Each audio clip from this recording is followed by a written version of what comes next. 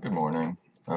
First off, I want to say that this video is intended for cannabis patients and caregivers in the state of Florida, uh, but it could also be useful to people in adult use states. Second, I'm not recommending or advising anyone. This is a culmination of knowledge gained that is only meant as a resource for learning and reflection. There is always more to learn. So with that said, um, some general tips for having healthy plants and a successful crop are the taller plants are more expressive in both the flavor profile and resin development. So the bigger your plants are, the more that they can smell and uh, make a massive resin, which is where the therapeutic value is. That's where all your cannabinoids are and your terpenes and stuff like that. One of the key factors in making that possible is to ensure that you have big roots. Um, Outdoors, you want to try and put them into the soil as soon as possible so that they don't get root bound. The fibers from the roots can go easily 2 or 3 feet down and then a couple meters across, for anchoring, which can be pretty important during the hurricane season. In an indoor scenario, you want to avoid being root bound again. Deep water culture is pretty good at this, is it lets the roots just dangle and they can grow as they need to. Um, you can, with deep water culture, you can either have a main setup uh, where water goes into each separate bucket, or you can have a redistribution system where one large bucket feeds multiple buckets. It's up to you, and there's a lot of ways to go about that. Um, so to figure out if you want to grow outdoors or indoors, there's a lot to take into account. Uh, some benefits of outdoor growing are you get to save a lot of money, especially if you become sustainable in your inputs. You can make compost yourself. You don't have to use water in certain seasons. You can rely on uh, the rain seasons that we get. Uh, the sun will always give your plants vigor or encourage vigor, so they don't have to be reintroduced at a later point. Um, because they're outside and there's a lot of stuff floating around, you can handle pests a little bit more easily.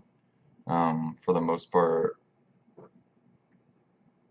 you have to stay on top of seeing what's going on with your plants. So in an indoor setting, if you're not there constantly or checking on them regularly and you have people coming in and out, infestations can happen. And then the final plus side for outdoor is that the plants get very big. Uh, Genetics have a lot to do with this, but your plants will take up a large space. Um, so some downsides to growing outdoors. You need things like bamboo or lemongrass or a close fence because of hurricanes. Without that, uh, you won't have a way to break the wind for it to be easier to deal with. So the earlier you get your plants in the ground, the better. And like I said, unhindered root growth is always the best practice because they need that anchor. Uh, you don't have as much freedom in controlling the odor. Sometimes it's just too much. Um, so for that case, it's better that your neighbors be aware of what you're doing and be supportive of you. Um, Otherwise, there could be some issues in the future. Um, you only get one crop really a year unless you do something like darkening with like dark shaded tarps. So for that reason, plants, there might be a whole week out of the year, depending on your genetic setup in your garden, where you're just harvesting from sunup to sundown. Um, I would get most of my work done in the morning, but you know. And finally, cross pollination can be a problem. So if your plants are outdoors, uh, it's been recorded that pollen can travel for 2 or 3 miles without losing its viability. So keep that in mind. Water can be used to deter pollen, but it is very small. So some pros for indoor are that you're essentially guaranteed multiple harvests in a month if you wanted to, but per year for sure. You can control the environment a lot easier. That's essentially the whole role of indoor growing, is you control the environment from start to finish. This can be good in a lot of ways. The issue is like there's a bit of cost and maintenance involved with that, but overall I think it's a good thing, especially if you can get it dialed in. Because of that, pollination can also be more controlled. It's easier to do selective breeding and making sure that the pollen comes from a single source. The odor can be controlled, and this is a huge deal. In an indoor grow, you can make it so that it doesn't smell at all. And then the last plus is that there's a lot more innovation in what you can do to set up your garden.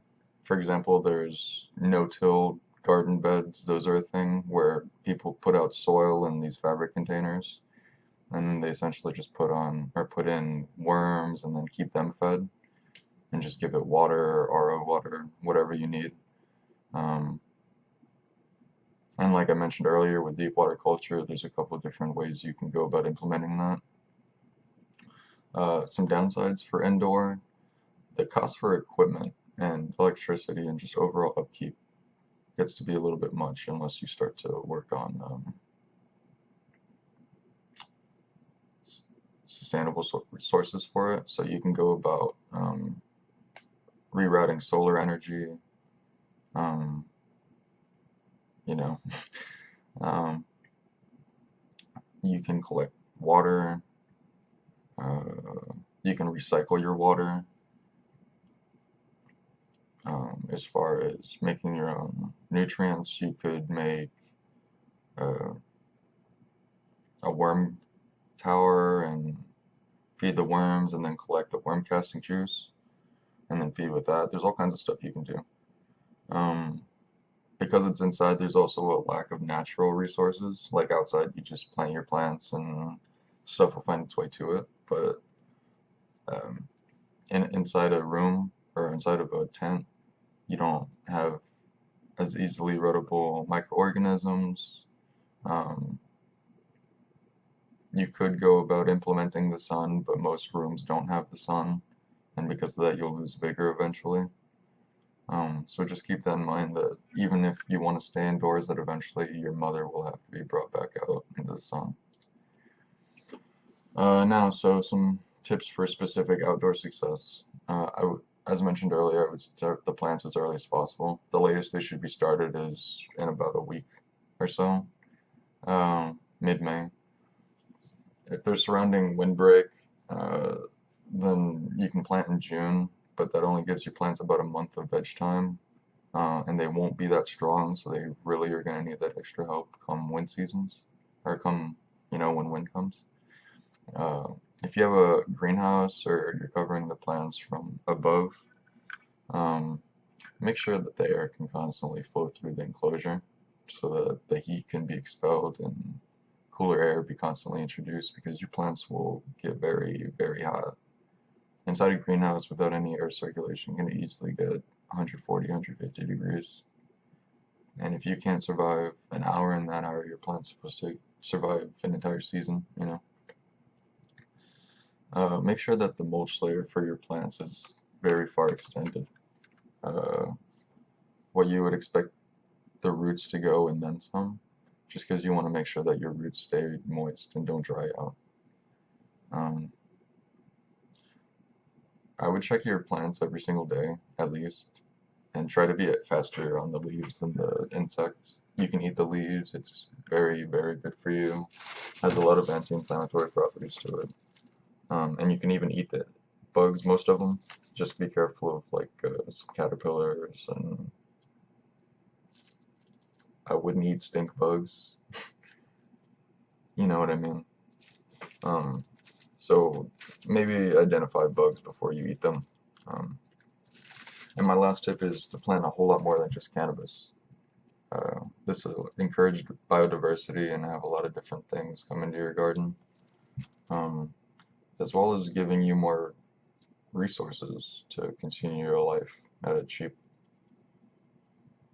little to no expense. So sunflowers are great. They're wonderful pollinators. Depending on the variety, they can get very big. Um, Comfrey is a little bit harder to get around here, but comfrey will root. You just have to make sure it stays nice and moist. And then you can just chop and drop that later. Uh, Fruits, vegetables, all wonderful things to have.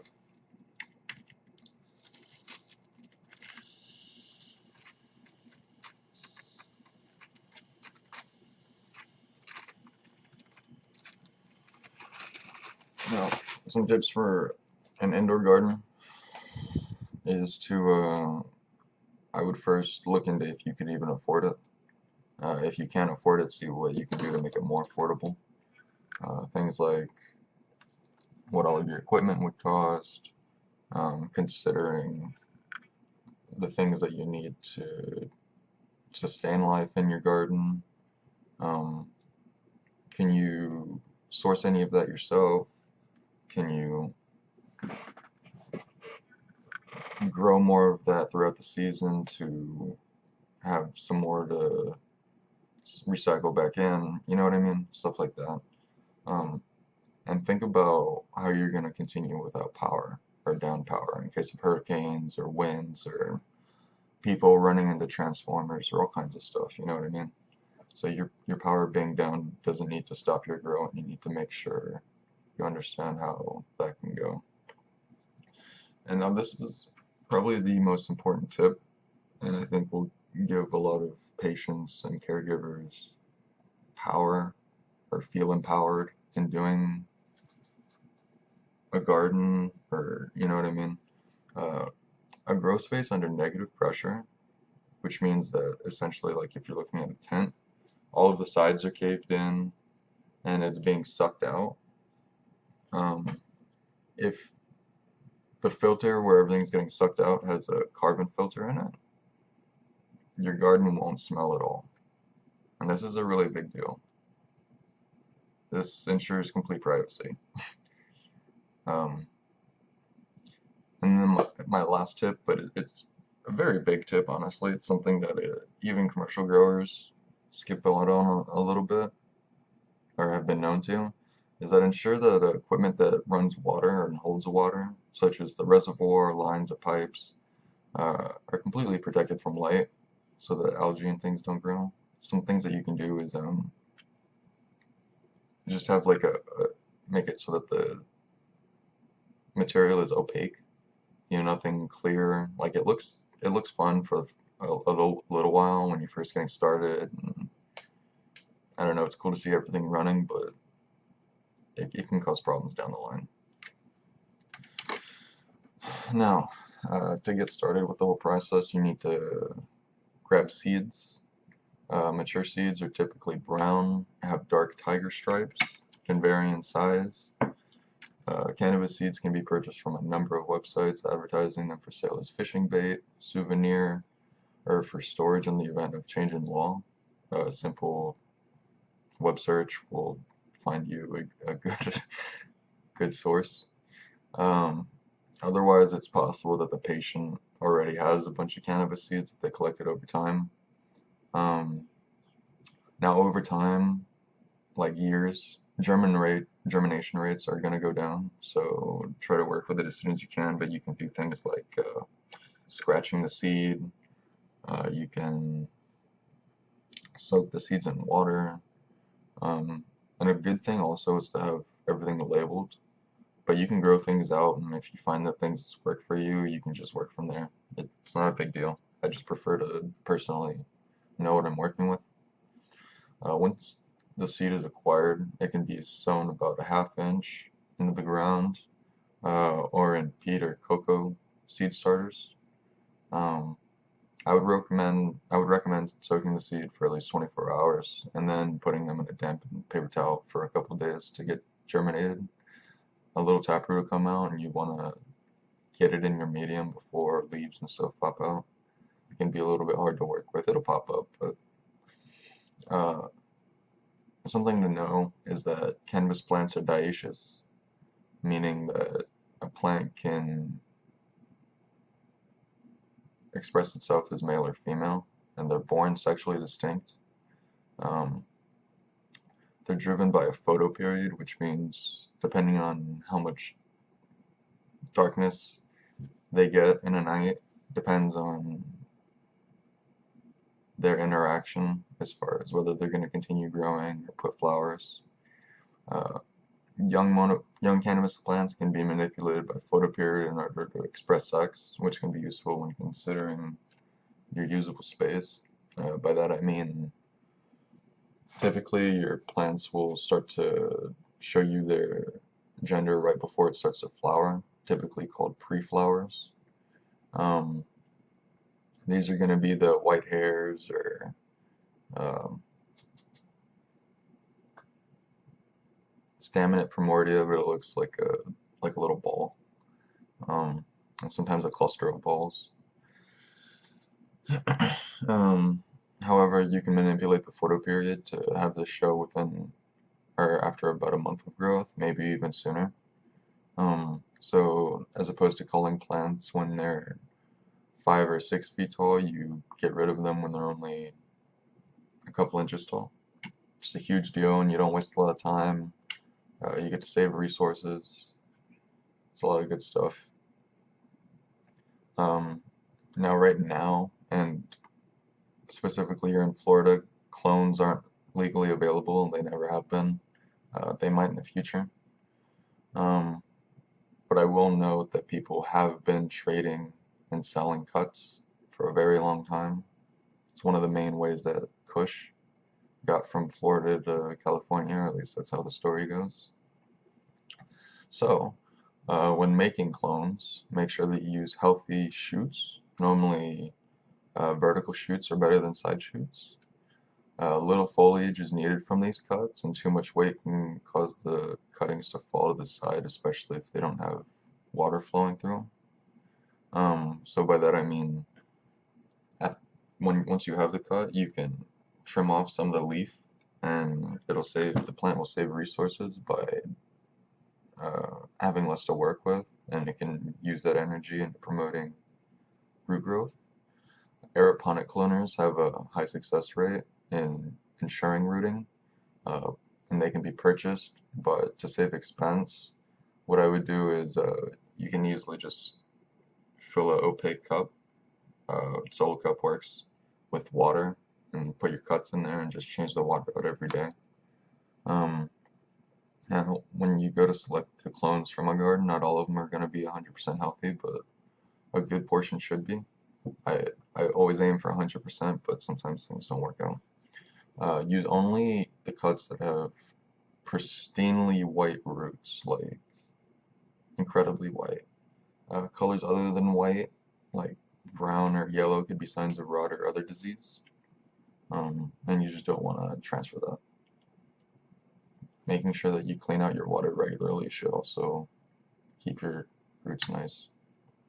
Now, as the plants grow, ensure your root space doesn't dry out. You can do this with a large mulch layer, but in some scenarios this won't work out, so make sure that water is always there, just in case they need it. This can be difficult in containers just because as the medium dries out, it retracts away from the walls, and having that extra air exposure can cause problems with trying to keep your root zone moist.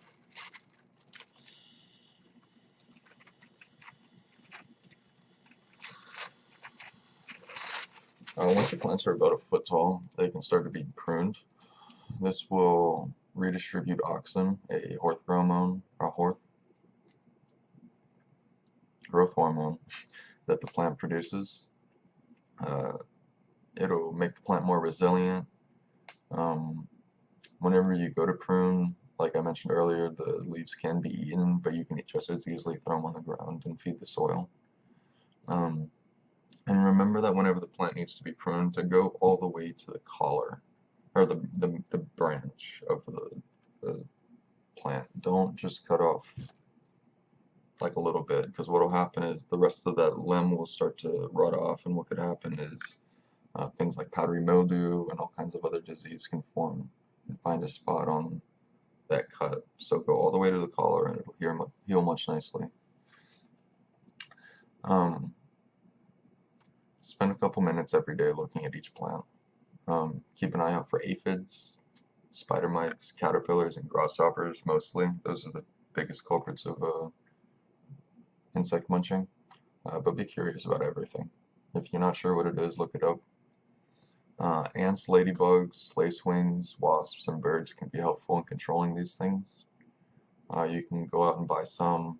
Typically Ace Hardware, depending on your area, has ladybugs perhaps. Always be careful of spiders and centipedes. Some can be venomous. But for the most part, I normally use my fingers and just rub to control the pests. Sometimes I'll use the back of my nail to rub it. And then, like I said, you can a good majority of the insects you can eat too. So before July, all your plants should be cleaned up. This technique is typically called lollipopping, but essentially the underside of the canopy is cleaned out to promote airflow, and which is important during the flowering stage. There isn't a whole lot to go around, airflow I mean, so the more available the better. Stalks should be cleaned of leaves and supple growths. So they're just bare stalks, and then they're holding up things. A lot of the supple growth can be easily rubbed off with the fingers, just like on trees. This is essentially the last opportunity to also take cuttings. The roots should be the cuttings should be rooted by about mid-July. So if you go to plant these, they should be flowering in about September. So this can be like a second harvest, which can be a pro tip, honestly. Like you can keep cuts from all your plants, and then if you have one that you really liked, or however many you really like, you can go and plant those rooted cuttings and have more. The plants won't be as big, you won't get as much, but it's something extra. Something else you can do is with these cuttings is you can take them inside and put them under artificial light. This shouldn't be done for forever, but what you can do is you can keep a mother in case you find something that you really want to continue on with if you're not able to make seeds. As mentioned plenty of times in the past, sun will need to be reintroduced, or the mother can lose her vigor and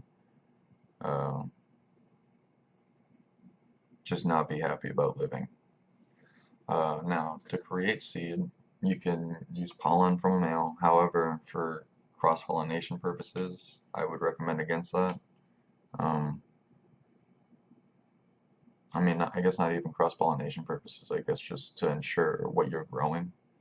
Because the way that males work is that they produce different kinds of flowers. They can produce resin, but it's mostly resin rails on the leaves.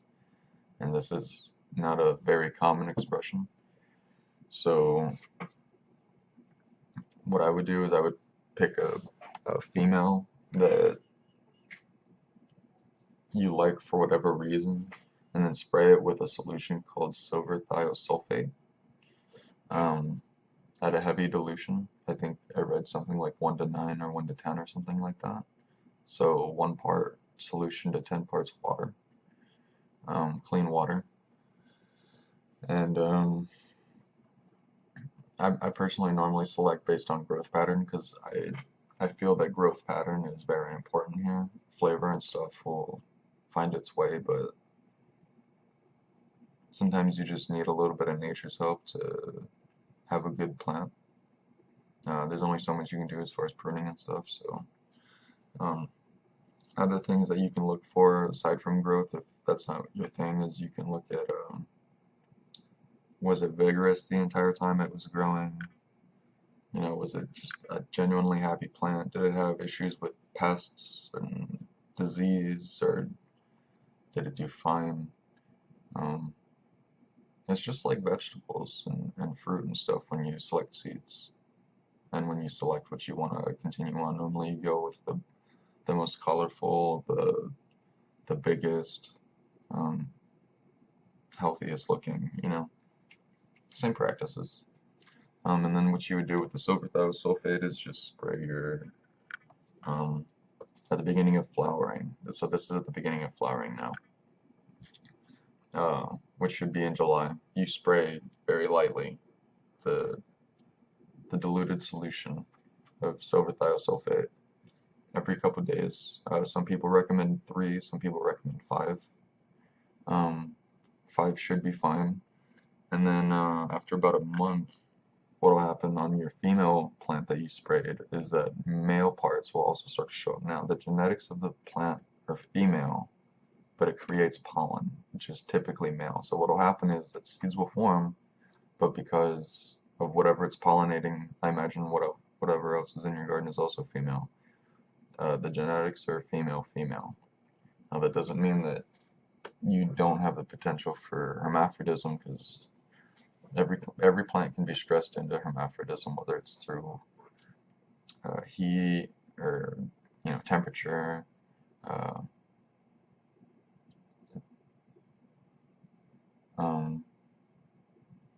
the sun changing a little bit, like if it feels like the season is coming to an end.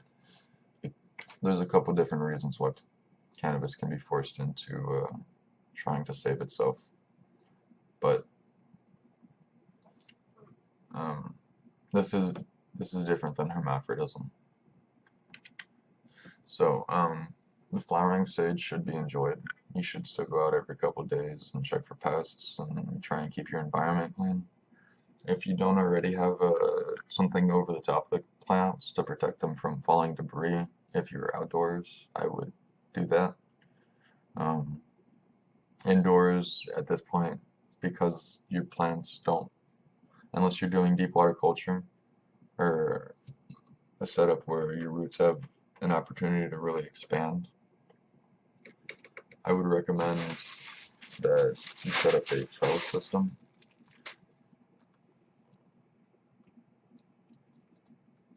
Fiber works, but I had more success with this plastic trellis.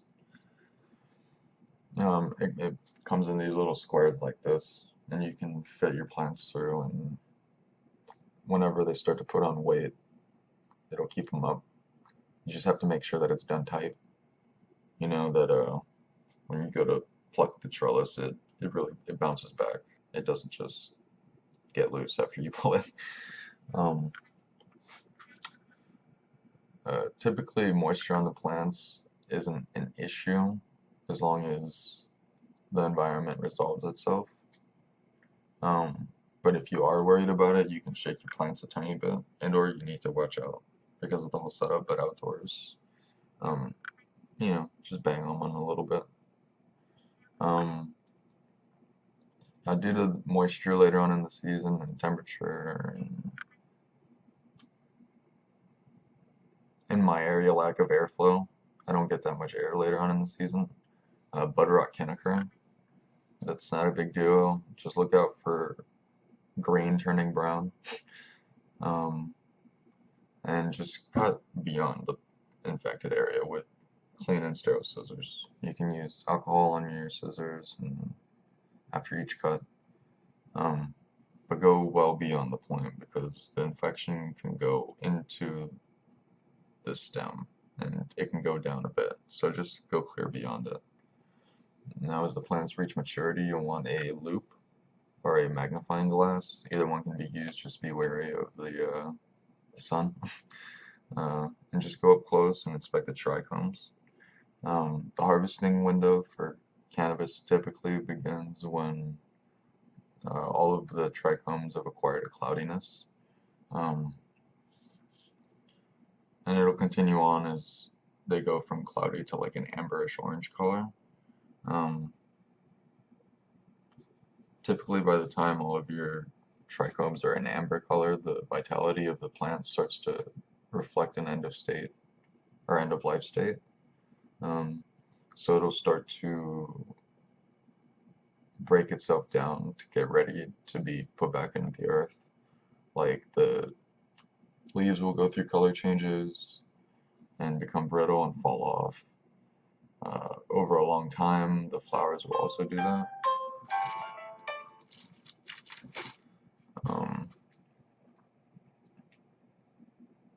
A final characteristic of a finished flower is that it's no longer populated by light, as in white or a light green colored pistil. Eagerly looking for pollen, but instead covered by darker pistils like a red. Red is probably the most popular color, but they can also turn like purple and pink. Pistils that essentially reseed themselves and make room for the rest of the plant to grow, and putting less of a focus on reproduction. So now that the cannabis is ripe, it can be harvested. When the plant is subject to darkness and cool temperatures, the terpenes are the loudest and most expressive. For this reason, harvests are typically done in darkness. Indoors, people do a couple days of 1 to 2 days of darkness, and then they'll do the harvest. Outdoors, I would recommend just going out well before, right around dusk. All of the shaking and stuff can be offensive as far as the odor goes. You can smell it for forever, a good distance. But when you are harvesting, I would recommend using a respirator. Something over your mouth and stuff to limit the amount of dirty breathing and dirty stuff going on your plants, as well as gloves to ensure cleanliness. Nitrile gloves work. If you have a latex allergy, make sure they're powder free. They're typically more puncture proof, so like I don't normally have a problem with my gloves ripping, but every little bit helps. Now if you want, at this point when you go to harvest, if you have like they're called wash machines, but they're essentially these containers that you put water and ice into. You can put your cannabis into and then stir it up, and then the resin will fall down. If you want, you can wash your cannabis now. It is going to be a whole lot more sticky. That's just the way that live plants work. There will be more terpenes, only because it's at the coolest time. But these can be a little harsh, so just keep that in mind. What I would do though is I would harvest the plant at if this is the mulch layer, harvest it right here. The roots and everything will go back into the soil or medium. This is outdoors. Indoors you can just pull it whole and then get rid of the roots, or turn it into a root preparation if you want to. There isn't a lot of documentation into that, but I'm sure that there's medical quality there. If you're worried about molds, or you just want to take an extra precautionary step, you can bring out large paper bags and just cut off your herbs one flower at a time and drop them in there, and then go about inspection, individually, and then you can see if there's anything bad and toss it out if that need be. This can take time though, so it's probably easier to just take the whole plant and hang it upside down, or you can just cut off the individual colas. So if there's 15 or however many colas, you cut down the individual 15 branches right a little bit below where the flowers start, and then you can just hang them. But if you do go the paper bag route, you just want to every day rotate the herb in there. You can put in desiccant like a rice pack, something. But if you have access to the airflow, I would definitely the space and the airflow. I would recommend hanging your plants upside down. It takes a little bit longer, but I don't know. The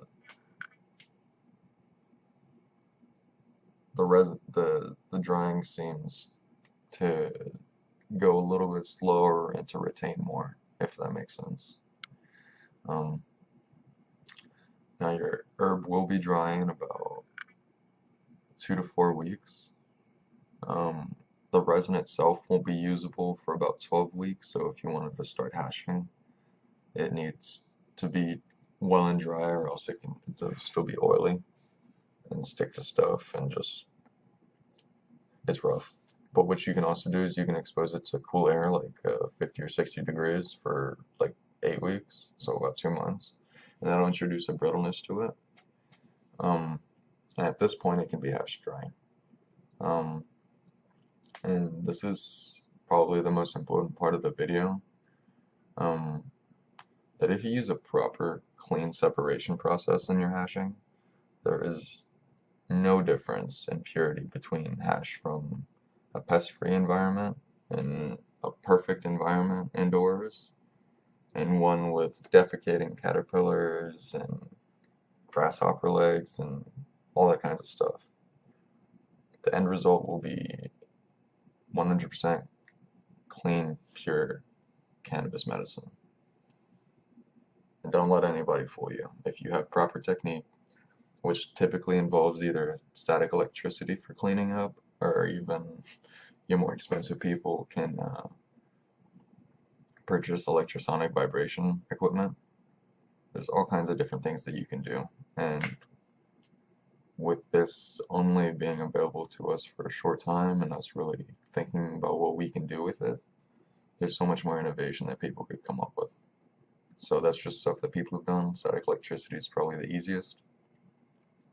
And what you'll be left with is, instead of a bunch of herb that can be usable and does give you medicinal quality,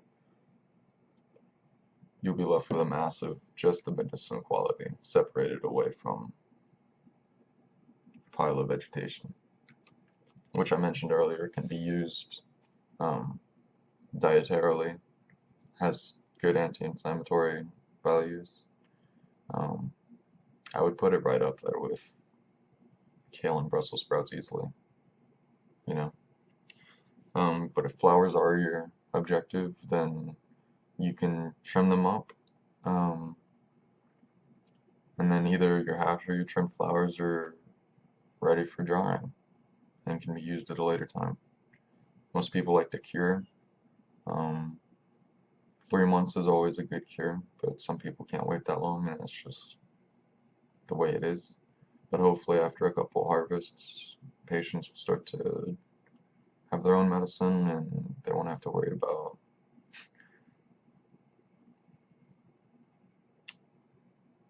affording their comfort. So if you do decide to wash your cannabis resin with whether it's bubble bags or, well, it's probably the most, yeah, it's probably the easiest way to separate. You're going to want to wick and dry your hash, especially here in Florida. The humidity and warmth can grease it up and make it oily, making it difficult to work with. You can learn how to do it, but it's not going to be very fun. Now, your finished hash can be used for infusions. I personally like infusing coconut oil with typically an emulsifier if it's going in my stomach. Sunflower lecithin works well, but soy is fine too. But if I'm not making edibles, then I can put it in with some clove or something, like if I'm making salves, and that works incredibly well. But yeah, so depending on how you want to infuse your coconut oil and for what purpose, your dosing and secondary ingredients can be all kinds of different. Your hashish can also be inhaled if you need that immediate relief, and it works very well. It's incredibly strong. But keep in mind it can leave a residue. It's not always going to melt 100%. If you want to completely avoid that whole residue step, your hashish can be further processed using something called the Rosin Technique. And essentially all this is you fill your material into a micron filtered bag pouch, and then you place that pouch between parchment paper, and then you place that between two heat plates.